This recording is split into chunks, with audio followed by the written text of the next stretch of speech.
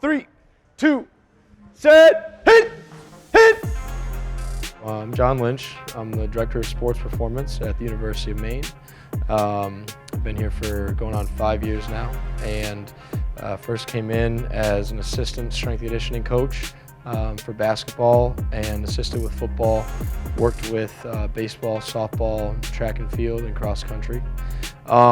And since then, have been promoted to obviously the director and work as the head strength coach for football and oversee all the rest of the teams. So have a staff of 5, and we work with men's and women's ice hockey and the Alphon as well, and all the teams. So sports performance.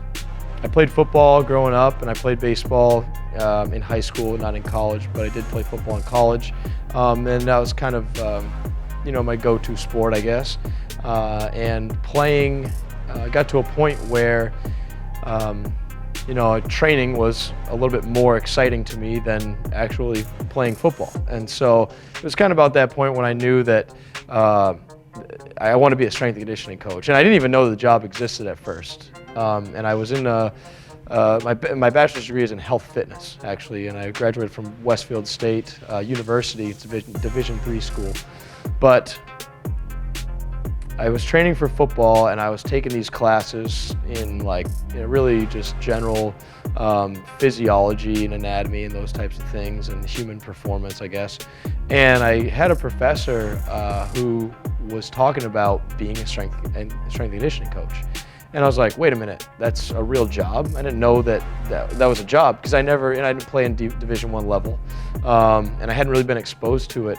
It's not, a normal 9 to 5 where it's like, okay, every day I'm going to get up at this time and I'm going to go through this routine and do these same things, and just it's a little bit monotonous. I think, while it may not be as good for your body, maybe in a circadian rhythm type sense, I think it is a little bit more dynamic, and it allows you to kind of experience some different highs and lows in different places throughout the week. But yeah, and just in general, the week is a little bit, it's patterned, so week by week it's similar, but yeah, throughout the week, not any one day is really the same. And of course, there's always random student athletes who might want to talk about nutrition or do an extra body fat analysis, or just get some general advice. And honestly, those are some of my favorite times in the day. Like when student athletes will just come in and ask me a question about a program, then I know they're interested, and that's my wheelhouse, because I just want to talk about the philosophy that goes into it and all the things that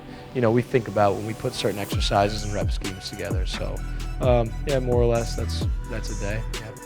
I'm the only one with football, so there's not a whole lot of interaction with other full-time coaches. So, which is one thing that I would like to have. I think it'd be, obviously if you have more staff members, 3 heads or 4 heads are better than 1. So that's a situation that we get into at times where, if I have things that I really am unsure about, I can always reference Coach Marshall or Coach Payton or Coach Murray, and Marshall primarily because he's sitting right next to me most of the day. And so him and I talk about philosophy and training techniques and things like that. In a program like this, it's important to give the coaches the ability and the autonomy to do the things that they've been educated to do. And so, we meet and we talk about what we have going on and kind of what works for one coach, and why it works and what their intent is, and in particular to their sport. But in general, there's a few things. So at the very root of it, we all train the human body. And so what's the human body required to do on an energy system basis, on a sport-specific basis, and I just, in general, relating to the sport. So what's the energy system of the sport? What movements are involved in that sport? What's the biometrics involved in that sport? Like, for example, most of your basketball players are quite tall, so long torsos, long femurs, long humerus, the extremities that are quite large. And most women's soccer players are a little bit more compact, because simply within their sport, those are the type of body types that are predisposed to being to having an advantage. So we talk about those types of differences and what we see, and how to best adjust the training program to get the accommodations we're looking for.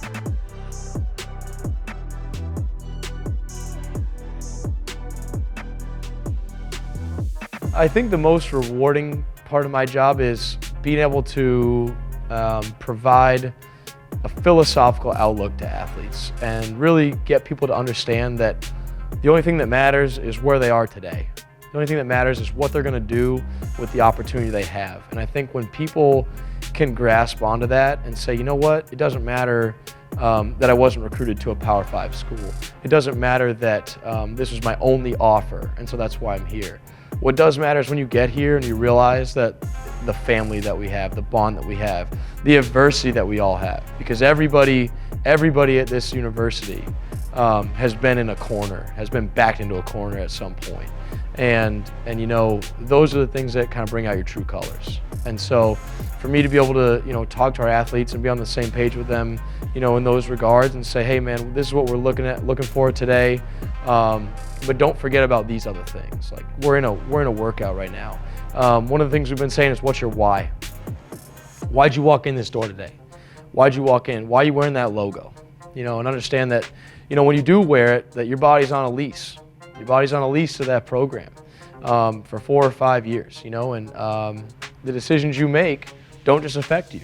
They affect everybody around you, and that's what team sports are about. You know, that's what that bond is about. That's what growing together and kind of going through it with your teammates is about. So the off season's the time to do that, and the in season's the time to reflect on that and make things happen. But you know, the most rewarding thing certainly I think is you know, winning when those things fall into place. You know, seeing the manifestation of what you made and what those athletes made because, you know, you worked together on it, because you figured out what it was that they were going to connect with, and then they did, and then they connected with each other because of it. And so the bond that you make certainly, and those are the types of things that get you success, not just in sports but in any aspect of life.